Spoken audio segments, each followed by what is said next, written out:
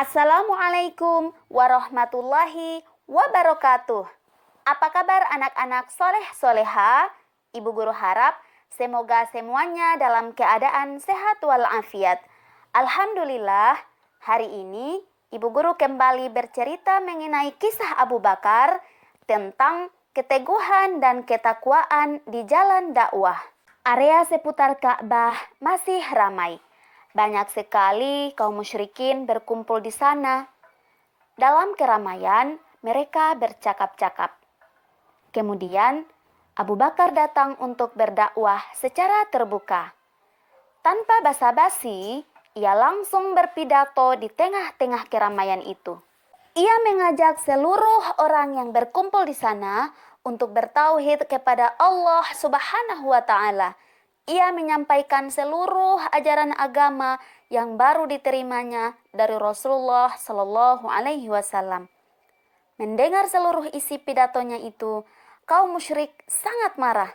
Mereka langsung menyerang, mengumpat, dan mencaci maki Abu Bakar. Bahkan mereka memukuli dan menginjak-injaknya secara keji. Abu Bakar pun pingsan. Untunglah keluarganya dari Bani Taim datang dan menolongnya. Ketika sadar dari pingsannya, Abu Bakar tidak mengindahkan sekitarnya.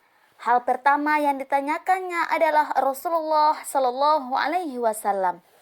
Abu Bakar pun diantar ke rumah Rasulullah Shallallahu Alaihi Wasallam. Melihat kenyataan yang menimpa Abu Bakar, Rasulullah Shallallahu Alaihi Wasallam langsung memeluknya. Rasulullah sangat prihatin melihat kondisi sahabatnya itu.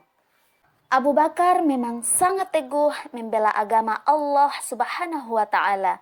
Dalam gencarnya serangan dan tekanan dari kaum musyrik Mekah, Abu Bakar tetap bertahan bersama para sahabat lainnya. Hal itu terus berlangsung hingga Rasulullah Shallallahu Alaihi Wasallam mengizinkan kaum Muslim untuk hijrah ke Madinah. Sejak memeluk Islam, Abu Bakar memang tidak berpaling sedikit pun dari agama yang penuh rahmat itu.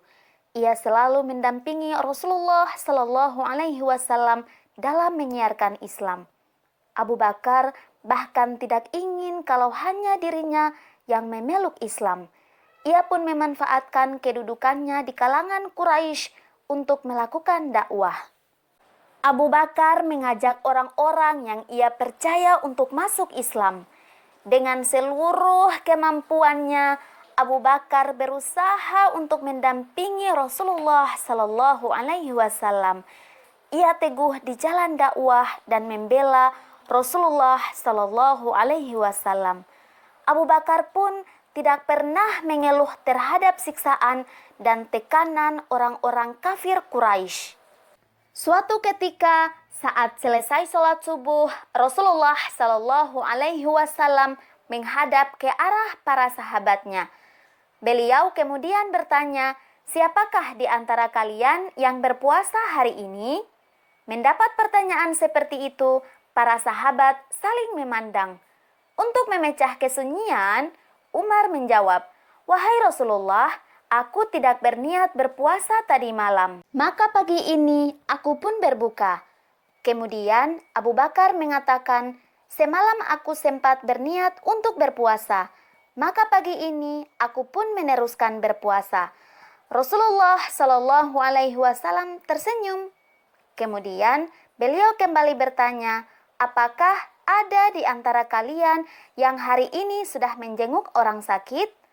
"Aku mendapat kabar bahwa saudaraku Abdurrahman bin Auf sedang sakit. Sebelum ke sini, aku sempatkan untuk mampir ke rumahnya demi mengetahui kondisinya." Kali ini Abu Bakar menjawab terlebih dahulu dibanding yang lain. Tidak berhenti di situ, Rasulullah Shallallahu Alaihi Wasallam kembali bertanya, "Siapa di antara kalian yang telah memberi makan orang miskin?" "Kami baru saja sholat, wahai Rasulullah." "Kami belum pergi kemanapun," jawab Umar seolah tidak mau didahului oleh Abu Bakar. Setelah Umar selesai menjawab, Abu Bakar kembali menyampaikan jawabannya. Saat hendak masuk masjid ini, aku melihat ada pengemis yang sedang meminta-minta. Kebetulan ada sepotong roti di tangan Abdurrahman putraku. Aku pun memintanya dan memberikannya kepada pengemis itu. Bergembiralah engkau dengan jaminan surga, wahai Abu Bakar. Ujar Rasulullah Shallallahu Alaihi Wasallam seraya tetap tersenyum. Abu Bakar memang tidak pernah lengah dalam ibadah. Segala perbuatan dan perkataannya adalah bentuk ibadahnya kepada Allah Subhanahu wa Ta'ala. Ia selalu merasa takut kepadanya. Aku berharap menjadi sehelai rambut di sisi seorang hamba yang beriman, ucap Abu Bakar menggambarkan rasa takutnya kepada Allah Subhanahu wa Ta'ala. Bahkan jika ada orang yang memujinya, Abu Bakar justru merasa khawatir. Ya Allah, Engkau lebih tahu dariku dan aku lebih tahu daripada mereka. Ya Allah, jadikanlah aku lebih baik dari apa yang mereka sangkakan. Ampunilah apa yang mereka ketahui dan jangan hukum aku atas apa yang mereka ucapkan. Itulah doa Abu Bakar setiap mendengar pujian atas dirinya. Umar bin Khattab pernah menceritakan tentang kedermawanan Abu Bakar. Kala itu Rasulullah Shallallahu Alaihi Wasallam memerintahkan mereka untuk bersedekah. Saat itu Umar sedang memiliki sejumlah harta. Kali ini aku harus mengalahkan Abu Bakar, ujar Umar kepada dirinya sendiri. Kemudian Umar datang membawa separuh dari hartanya kepada Rasulullah Sallallahu Alaihi Wasallam. Apa yang engkau sisahkan untuk keluargamu, wahai Umar? Tanya Rasulullah Sallallahu Alaihi Wasallam. Sebanyak ini juga, wahai Rasulullah, jawab Umar. Tidak berapa lama Abu Bakar datang membawa seluruh hartanya. Umar terpana memandanginya. Apa yang engkau sisahkan untuk keluargamu, wahai Abu Bakar? Aku menyisahkan Allah dan Rasul-Nya untuk mereka, wahai Rasulullah, jawab Abu Bakar. Sejak saat itulah Umar mengakui dalam hatinya akan sangat sulit baginya mengalahkan kedermawanan Abu Bakar. Abu Bakar memang sangat luar biasa dalam bersedekah. Ia merasakan kebahagiaan luar biasa saat bersedekah. Mengenai sedekah, Rasulullah Shallallahu Alaihi Wasallam bersabda, siapa yang menginfakkan sepasang hartanya di jalan Allah, maka dia akan dipanggil oleh malaikat dari pintu-pintu surga. Wahai hamba Allah, inilah kebaikan yang akan kamu peroleh. Siapa yang tergolong ahli sholat, ia akan dipanggil dari pintu sholat. Siapa yang tergolong ahli jihad, ia akan dipanggil dari pintu jihad. Siapa yang tergolong ahli sedekah, ia akan dipanggil dari pintu sedekah. Siapa yang tergolong ahli puasa, maka dia akan dipanggil dari pintu Ar-Rayyan. Hadis riwayat Bukhari dan Muslim. Nah, demikianlah kisah Abu Bakar kali ini.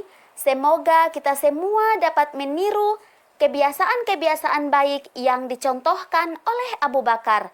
Seperti tidak mudah menyerah, suka bersedekah, berani berkata yang benar, dan selalu meniatkan segala aktivitas kita semata-mata untuk mendapatkan ridho dari Allah Subhanahu wa Ta'ala. Amin ya Rabbal Alamin. Tetap semangat ya anak-anak hebat. Sampai ketemu pada video-video berikutnya. Wassalamualaikum warahmatullahi wabarakatuh.